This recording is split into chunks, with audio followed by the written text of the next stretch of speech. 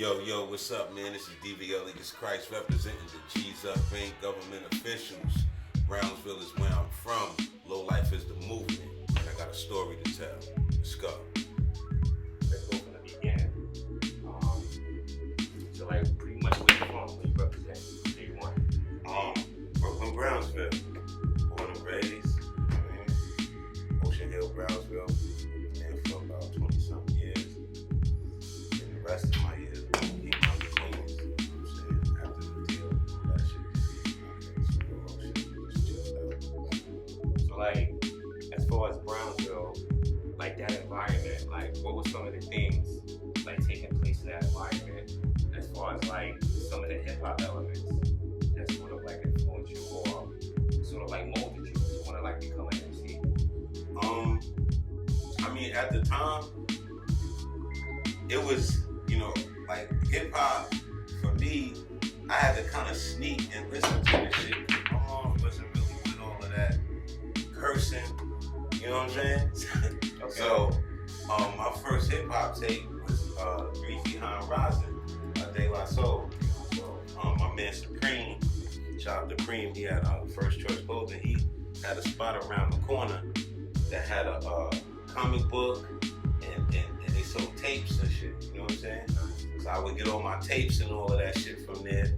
And next thing, the next tape I bought was Hell to the Queen, and Kid and Play, Okay. and then Redhead Kingpin, you know what I'm saying? Then that part, and after that, then I started listening to Big Daddy Kane, you know what I'm saying? And like the whole Juice Crew, you know what I'm saying? DJ Swan, Bismarck, you know what I'm saying? Like some of the most ruthless niggas lived on my block on Herkimer.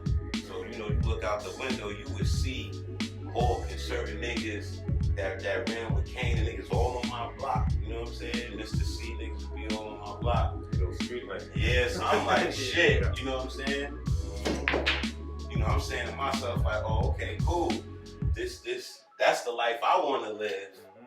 And I started getting into like dancing and shit like that. You know what I'm saying? Like I was big on the dancing, like Scoob and Scrap and, you know what I'm saying, Juice and Wiz, FBI, you know what I'm saying? IBM dancers, like we was on our shit, you know what I'm saying? So it was a dude on my block by the name of Lamont. It's my turn now. It was a dude on my block by the name of Lamont, and that nigga was nice, bro. Okay. You know what I'm saying? And well, MCing. Nah, dancing. He inspired the nigga to dance, but then he got killed. You know what I'm saying? And I kind of lost my direction with the dancing shit, and then one day I'm kind of fast forwarding. Then one day I'm shot. Damn. Scratched on the motherfucking 8 ball. Damn. I'll rack him again. Yeah. So after that, I go to I go to 271 Park right there in Brooklyn. Oh, the famous 271. Yeah. That was my old intermediate school I went to. Yeah, I went to 55. Man. Oh, word? Word up. Yeah, we used to get in the shit with y'all niggas, bro. On a regular. So, Trig went to school, me, Trig, Pat Hoops. All of us went to 271 together. That's ill. So I'm in the park and I see some niggas with Dapper Dan suits. 3 niggas in the park getting busy. I'm like, who the fuck are these niggas? I had the Polo Goose, the one with the yellow at the bottom and the blue at the top with the USA, the cookie. Okay. High ass flat top. My man Merv, he had gave me that shit. So I'm standing there and I'm looking at these niggas and I'm like, what the fuck? I'm like, y'all gotta be down with these niggas. So I'm looking and I just started like remembering the dance steps. And I went to school the next day and I seen Trig on the bleachers looking like fucking Big Daddy Kane or somebody with all these chicks around him. And I walked up to him and I was like, yo, my name is Kenny. And I seen you and your mans and them dancing in the park. He's like, yeah, that was my brother and my cousin. And you crack. So, yeah, so I'm like, yo, I know the dance steps that y'all was doing. So he was like, let me see. So I doing them shit. Boom, boom, boom, boom, boom. You know what I'm saying? He get off the bleachers and do them shits with me. So the dance teacher at the time, her name was Miss Baker. She saw us, you know, dancing, and she put us as a group, and she made us choreograph like 60 kids in a fucking dance class, and then we wound up winning first place. Oh, okay. To the side. You know what I'm saying? We won first place. So then now, you know, he bringing me around Smooth and his cousin Gotti, like, yo, this nigga's my man Kenny. And them niggas was not feeling me because I was a Herkimer nigga. They like, nah, man, we don't know no niggas over here. I was like, man, fuck that shit. I'm coming over here every day. I came over there every day, nigga. Sat on the stoop. Them niggas would walk past me. All I ain't give a fuck. Because I knew in my mind, that's on my grandmother, I knew in my mind, if we clicked up, we was going to get on. With the dancing shit. Now, I ain't even thinking about no rap shit. Because I'm like, we the illest niggas I knew on some dancing shit.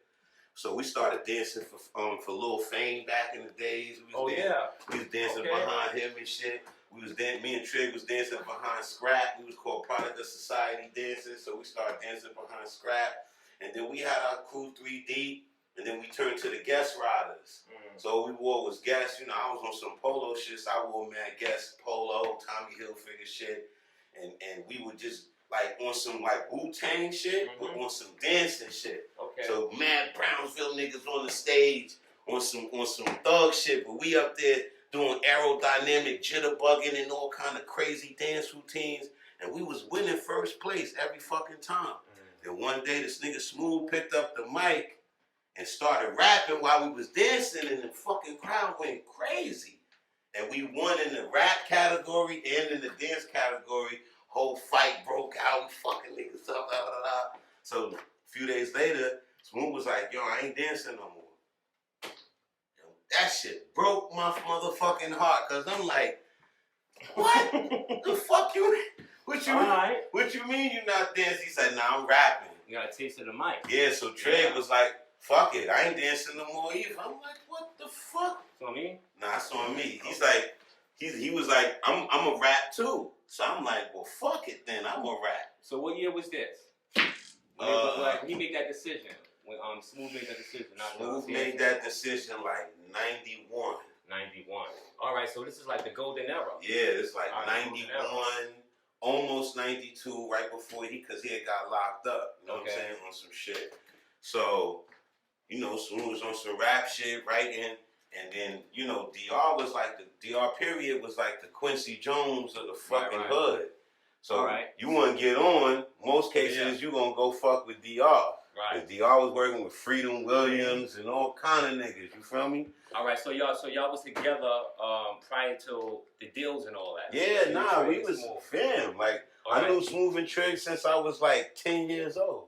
All right, so now y'all actually make it to the point where the deals start coming into play. So like, what was the link with like DR period?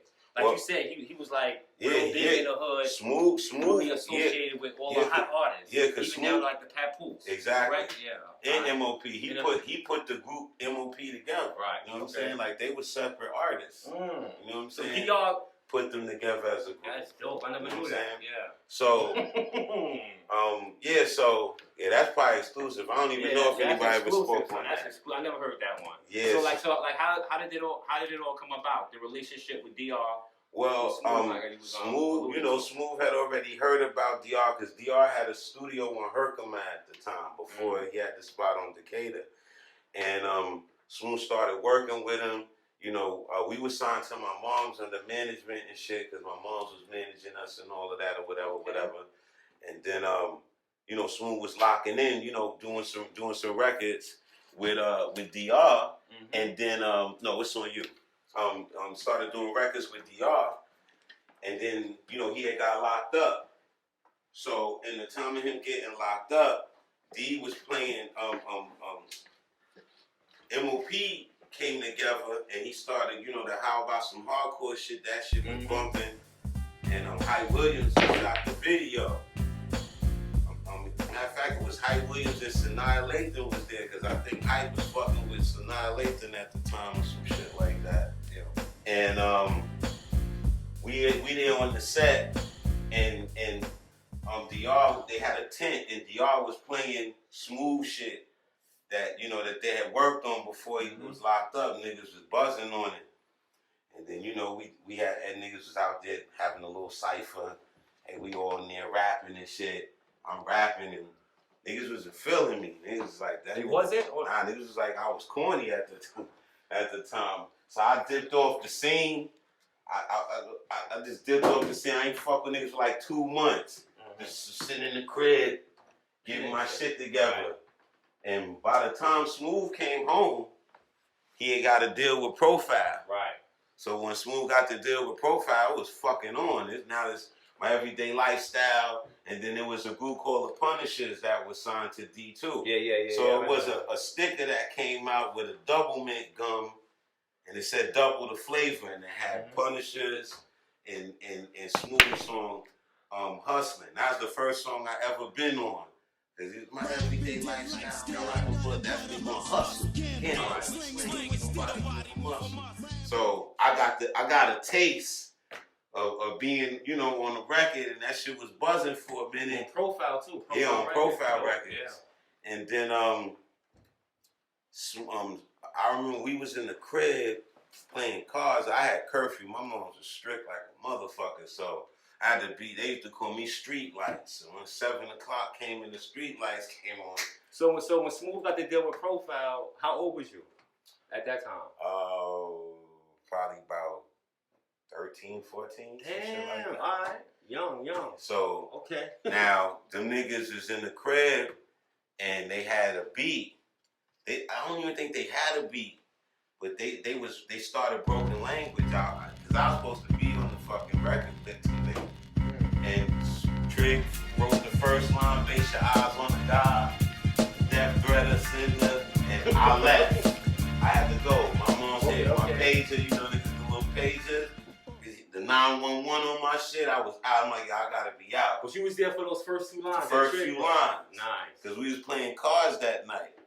And then I remember a few days later, we went down to the studio. I'm fast forwarding through shit, so went down to the studio, and niggas just going crazy. So I'm like, what the fuck is going on out here? And these niggas is doing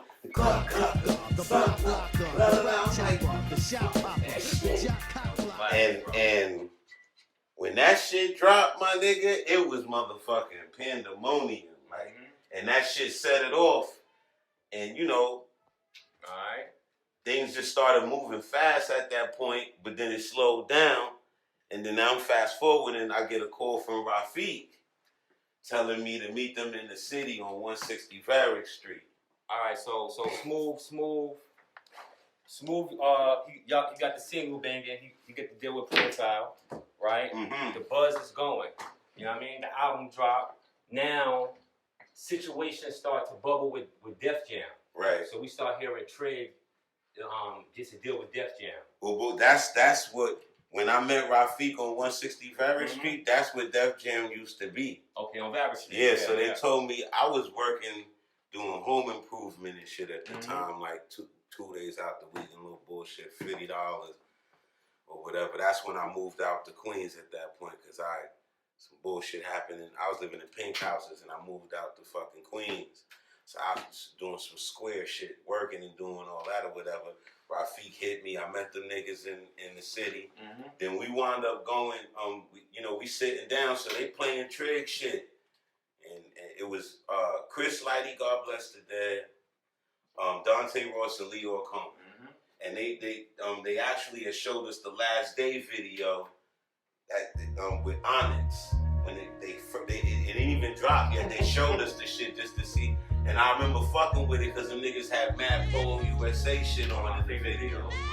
The silver jackets and all that. So I was fucking with it. So fast forward, they playing the songs and shit. They stopped the music. They was like, oh no, we're gonna give them a deal. Let's get Trig 250,000. I was like, oh shit. Because I'm all on the album, so I'm like, oh, it's lit. you know, I was cool. So next thing you know, it's like, well, what about him? I'm looking around like, fuck me, what? Who, me? It's like, oh yeah, give him $250,000 too. Give him a copycat deal.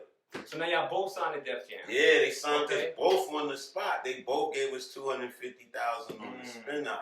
So so at that point, now how are you feeling? Nigga, I ran out the office. No bullshit. I ran out the office, got in the elevator, pushing the fucking elevator button and trying to get downstairs. I go outside, I call my mother. Because we was sleeping in a fucking one bedroom in Rosedale at the time. Because I was laying low on some shit. You know what I'm saying? So I called my mom. I said, Mom, I told you. She's like, what? I said, I told you I got a fucking deal. They just gave me $250,000. Go pick that house out around the crib. We getting that crib. That's it. And I bought my mom's her first crib at fucking 18, nigga. Cash. Bong. Take that. We had the crib. Shit was lovely. Happiest fucking day of my life, bro. Alright, so Def Jam, historical label, legendary. You already know, like, that's a dream for any, like, hip-hop artist to be associated with that label. Big fact. So now you get the deal. What happens? Where we go from there? Well, now, you know, getting the deal, you know, was the easy part. Okay. You know, now, the hard part came where DR and Dante Ross are not seeing eye to eye creatively. And Dante Ross was what of Def Jam? Well, like we were signed to his subsidiary, meaning like a sub company called No Doubt. Oh, okay. So he was the CEO of No Doubt, and then Dagan Ryan was the A&R. And him and DR wasn't relatively seeing eye to eye creatively. For us, we wanted to do what y'all signed us for. Like, let us rock and do what the fuck we want to do. But, you know, Dante had some creative ideas that DR wasn't relatively feeling. And it was a power struggle between them two when it came down to Trig shit and even mine. Me, I decided to conform a little bit, and I let DR produce half the album, and then the rest of the album, you know, I co-produced along with some of the other producers that got involved. John Forte, Havoc from Mobb Deep. Dante did like 2 joints. All right. You know what I'm saying? So I one of the first niggas to get a record cleared about Sade, first rap nigga. She cleared it. Sade? Nothing come between us. My mom sang on the hook. The guy that played the guitar. Your mom sang on the hook? Yeah, shit was crazy. It was gonna be like my project. It was gonna be a big deal because they didn't really understand the rap singing shit at the time. You know what I'm saying? Like, they felt like I should have chose either one to do. Because my rap voice was dope to them and my singing voice was dope to them. But they're like, you got to choose which one. You can't do both. I said, I'm going to show you. Give me a month. I'm going to put my whole fucking album together. I was getting motherfuckers off the street that be playing in the train station, paying them niggas $50, $100, bringing them to Cutting Room Studio. Orchestrating my music, putting my shit together. Them niggas was coming in the studio. Matter of fact, Just Blaze and Troy Hightower engineered some of the music that was on that album, as a matter of fact. So speaking of the style, your style, like fusing the singing with the rap. Like, to me that's real unique, and that's special and that's different. Like, most artists, you know, for the most part they're one dimensional. Right. But like you sort of find a way to master both elements. Like where does that derive from? Like, where that whole inspiration? Well, first of all, that whole creative energy, where does it come from? That came from listening to TJ Swan, because TJ Swan was like the Nate Dogg of the Juice Crew. It's on me. Okay. You know what I'm saying? And when I heard TJ Swan, I wanted to be like him. Even how he dressed with the silk shirts and the ballies. You know what I'm saying? Like, I'm gonna be like the TJ Swan in my crew. Like, they gonna be singing on all the shit. And then I heard Force MDs. Okay. You know what I'm saying? Because them niggas was rap, itching for a scratch. And then they do the rap shit or whatever. And then Queen Latifah. Okay. You know what I'm saying? And then it was somebody, and then later on it was like Ill and Out Scratch and all that type of shit. You know what I'm saying? Like, later on I started hearing like just all of these different vibrations. And I'm like, you know what? I'm like, what if I wrote the rap and sang the rap, but sang it with this kind of like churchy, jazzy type of style. You know what I'm saying? Yeah. And I didn't think it was gonna work. I got ridiculed for it a lot. Cause niggas is like, cause you talking about the headbangers was out, no R&B singers down with the headbangers. So niggas was like singing on rap. And then I did that What Makes the World Go Round shit with Shaheem, Rubber Bands, and Staten Island was buzzing. They like, who the fuck is that nigga? But I was manipulating my voice so it could sound rugged to the hip hop shit opposed to the pretty singing R&B shit. So opposed to going, what makes the world go round? I'm like, what makes the world go round? You know what I'm saying? Like just added the aggression to it. And that was the birth of it. You was definitely ahead of your time with that because as we got like in the 2000s, we see people like Ja Rule, 50. They started like incorporating the singing with the rapping or like trying to catch melodies along with the rapping. Well, Ja Rule, well, Irv Gotti was my A&R at Def Jam at the time. I mean, well, when the transitions and shit switched, yes, on you. When the transitions and shit switched, I think I scratched. When the transitions and shit switched up there and they started like switching personnel and all of that, Bimmy was my A&R at one point. And, you know, Bimmy was fresh out the can, so we was schooling him a little bit on the game and how shit should go. And then they wound up taking him off my shit. You can't do that, man. Get out of here, man. That ain't just shot no more. You can't hit another ball and then put the ball in. Boy. You know what I'm saying? So, I'm like, yo, I'm not going relatively. I lost where the fuck I was. They talking about Benny. Oh yeah, it was bugging. Yeah, so I'm like, I don't really know if I'm you know what I'm saying, like be comfortable with y'all niggas just ping ponging me to fuck around the A&Rs. And they like, you know, they gave me Irv, they telling me Irv pedigree, he bringing Jay-Z up, this, that, and third. And I'm like, all right, cool. So, you know, me and Irv talk. He heard my music and shit, and he fucked with it or whatever. And he's like, yo, this shit is crazy.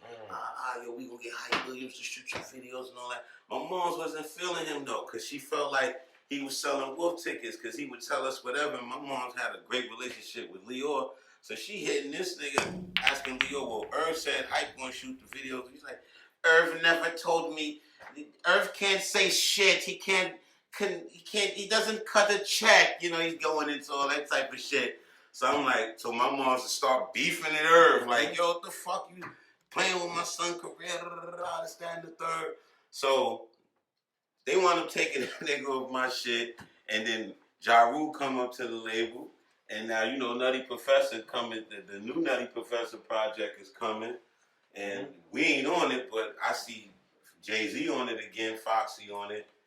You know, which is cool, and Ja Rule on it. So, we in love with Jay and Foxy and all that, whatever.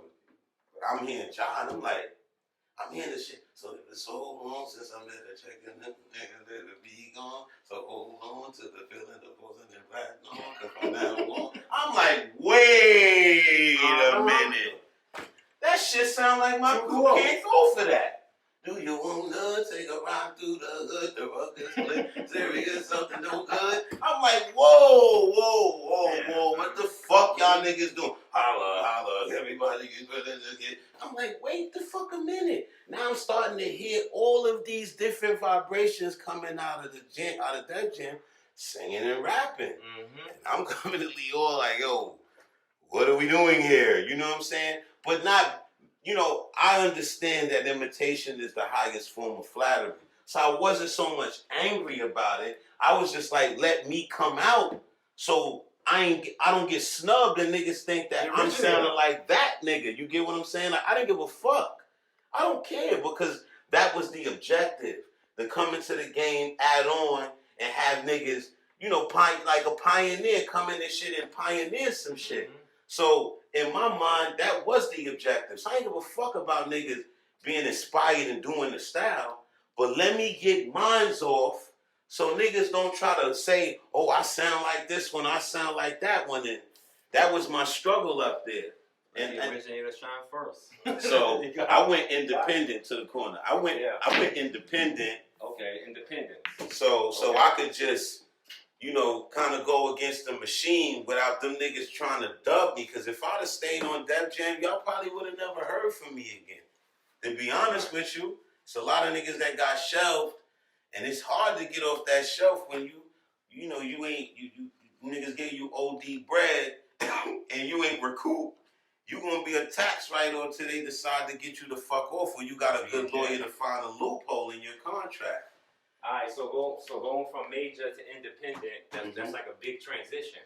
Yeah. So like just for the viewers and the artists, the up and coming artists that's looking at this, like, what are some of the pros and cons of being independent as opposed to being major? What are some of the benefits? I mean, the benefits is you obtain all of your money. Some of the downsides is that you don't have the machine to really exploit you to the masses in a way that will allow your music to transcend quicker than it would if you spending your own bread or however you making that shit work to get your shit out there. But if you got hustle in you and you got faith and you believe your shit is fire, then you just gotta stand 10 toes down and just keep pushing. Like, that was my whole thing. Niggas been calling me stupid since I stopped fucking with the major label shit. Because after that, then I met Maceo. You know what I'm saying? And then, I got down with the Bear Mountain situation with Mace. And, I was running around touring with De La. Got on the Artificial Intelligence album. Did the shit with them and Dilla. And that was probably some of the most exciting moments of my career. It wasn't as profitable, but it was exciting, and I learned a lot of shit fucking with the dudes. You know what I'm saying? Like, it was a great fucking experience. So for me, I seen the variables. You know what I'm saying? Like, how things get, how you don't relatively have to be a platinum selling artist to still appeal to 30,000 people in the fucking crowd. Once I started understanding that, and I started realizing, like, you know what? Shit, if I sold 200 sweaters at $20, I could make fucking $2,000. You know what I'm saying? I'm like, wait a minute. The variables of this shit is different now. And this is the money that the machine is cutting in on because they're loan sharking you. So rightfully so, they gotta collect on the debt. But it ain't no motherfucking debt if it's all on you. Self-investment. Exactly. So like when it comes to the independence, I think like it gives the artist an opportunity to like get their hands dirty in each facet of the game, whether it's marketing, manufacturing, the promotions. You gonna fuck up a lot of paper and you gonna get jerked a lot into being independent. Because everybody gonna tell you they can make it happen.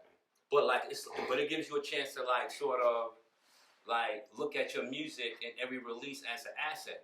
It's like creating property. Each release is like a house, you know what I'm saying? Yeah. So because always generate income. It only it's like this game of pool, you know what I'm saying? I could strategize where my balls are right now, pause and just be like, I hit the right one correctly, it'll set up all my other shots. Definitely. You get what I'm saying? So it's the same way. You hit you put the right record out, it could set up all your other records that you put out. So you just gotta be consistent. And then lock in with a sufficient team. Like I got a dope, team of brothers that's riding with me. You know what I'm saying? I got my cousin Todd, Embassy Elite, shooting the videos. I got my other bro, I call him my brother, True Life Films, he shoots the videos and shit. I got my nigga Nick Wiz that do the mixing. You know what I'm saying? Do production and shit. I got my nigga Bang Out that did shit for like 50 and all that do production. You know what I'm saying? I do production, I engineer. You know what I'm saying? Like, I got a solid, and I got solid street niggas, you know what I'm saying? That's ready to ride. And then, we got this whole low life movement shit jumping. That's, I rep the L's heavy. Every video you see that cookie flying into the screen. Yeah, I see all the dope visuals too. Like you're really active and visible on social media, like Facebook, Instagram, Twitter. So like, talk about some of the new stuff you got going on, like in 2020. Well, right now, like the objective is, in my mind, I'm really just playing catch up. Okay. You know what I'm saying? So we gonna bombard them. We just gonna be dropping I got another single dropping on the 31st, one dropping on the 4th. Like I'm not doing this with an actual strategy because I'm learning sometimes when you over plan, it never fucking goes the way you planned it. Okay. So why plan it? Mm-hmm. Just do it. Yeah. Just fucking do it. Because when you think about even when G Unit was putting out records, that shit wasn't, a lot of that shit wasn't planned. It was just like, yo, I don't know if I'm gonna fucking live, what the fucking situation gonna be. Let's get this shit out and tear these niggas up as much as the fuck we can until something stick. And it worked. And I feel like right now, consistency is really the plan. That's it, consistency in putting out quality fucking product. Because yeah, it's cool, you can put out 20 projects and all of that, but is that shit quality? And can a motherfucker listen to it from beginning to end? Did you take the time to really listen to it and see, damn, maybe I should have a singer just do some shit right here. And that one section of the record where she probably, or he just did some melody shit that just give the record a vibration that will make it memorable. Just some little nuances and shit like that. You know what I'm saying? So I'm just big on making sure that I stand out. You know, like my voice, the texture of my music, like even with the way I wear my look. You know what I'm saying? Like I have my style and I want to bring something to the game that I feel is relatively missing. And I think really what's missing is people being vulnerable. Like my thing is like, how many niggas can you shoot? You know what I'm saying? How much crack can you sell? Like before you run out of content to speak about. Yeah. But when you're transparent and it's introspective, you give people a glimpse of who you are without having to say much. You get what I'm saying? So it's gonna be me, like Maceo gave me this title a few years ago. He said you a 50-yard line artist, meaning that I can hit all angles. You know what I'm saying? And it's more like a Jordan theory, like nigga just hit any fucking angle. Like you ain't, I'll fuck around and produce some shit, or I'll be singing some shit, or I'll be rapping some shit, or I'll probably be mixing somebody's shit. Like or you know, I'll probably be having my cousin shoot the video. I'll probably want to direct some shit. You know what I'm saying? Like. There really ain't no limits to how this shit gonna go. I just feel like right now, and I feel like to anybody watching this shit, to be honest with you, like, whatever your talent is, don't wait for it. Use all of that shit. Act on it now. Act on all of it. You know what I'm saying? Because, you know, God bless his soul, we just caught the news about Kobe. You feel me? Like, that quick, bro. But look at the legacy, though. Look at the legacy. Gotta leave that legacy. Gotta leave that legacy. That's important. So the way people go about consuming music nowadays, the way music is distributed, as far as the streaming and all these different platforms, and how all the retailers and those like blockbuster stores that used to sell all the CD formats and the vinyl, all that disappeared. Like, how do you feel about the transition to streaming and all of that stuff? I like it because now it makes vinyl tapes and CD avant-garde. Okay. You get what I'm saying? Like it makes it a novelty, okay, so to yeah. speak. So the streaming, it reminds me of MySpace. You know what I'm saying? It's like back in the days you had a MySpace page. If your numbers was loopy, you know, motherfuckers would check for your pay. It's the same thing with the streaming shit. But now it's so dope because imagine how many times we've listened to songs that we like on repeat. You know what I'm saying? So now a person can put your music on a playlist, put it on repeat, go to sleep, and just based on how many times that shit kept playing, you getting streams from it. Continuous. Yeah. So you see like how we got this low life movement. Rack Low drop a joint. 2 steps with your L's up high. Niggas try to front, it's a riot outside. It's everybody that's throwing up fucking L's need to be streaming Rack Low shit. It's thousands of us. So with the amount of low lives, we can make you fucking rich. We can make you the next nigga just based on you know, we know that you a part of a fraternity. Right. You know what I'm saying? Like, and we gotta look at it like that. You know what I'm saying? If Mayhem is out there doing whatever the fuck he doing, all the L's is streaming that nigga shit. It's the same way with Bloods and Crips. That's why you see most of these niggas that's in gangs, they shit get loopy, because if it's 20, 30 Crip niggas and Dave East is the nigga that's out, all the niggas is putting that nigga shit on their playlist, streaming that shit. Leave it playing fucking NBA 2K, letting that shit just play in the fucking background. All of that shit counts. Yeah. So that's the beauty of it now.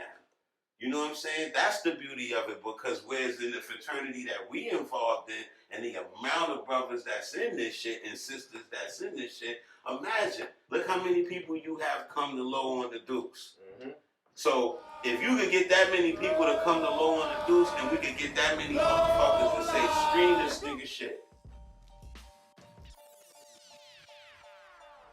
It's a 15-year-old kid, you know what I mean? Mm-hmm. Living in Brooklyn. He's highly interested in hip hop and influence. Right. You know what I mean? He wants to be an MC. Mm-hmm. Identify 5 MCs you'll tell him to check for to develop his art and his craft to master that. I would say Karis One. Mm-hmm. I would say Big Daddy Kane. I would say Coochie Rap. I would say Run DMC. I would say Melly Mel and the Furious Five. It was more than 5. Yeah, I had to, Yeah, because it's it's an ingredient Yeah. that you gotta, you know what I'm saying? And who else? Kwame, don't sleep, Kwame? don't sleep on Kwame.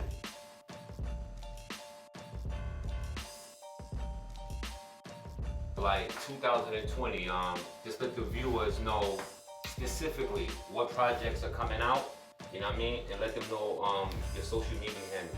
Alright. Like, you know what I mean? So they can contact you and follow you. Like. I mean, right now, you know, we just dropping singles after singles, so you just, you know, I would just say go to my YouTube channel, www.youtube.com/DV Alias Khryst. That's DVALIASKHRYST.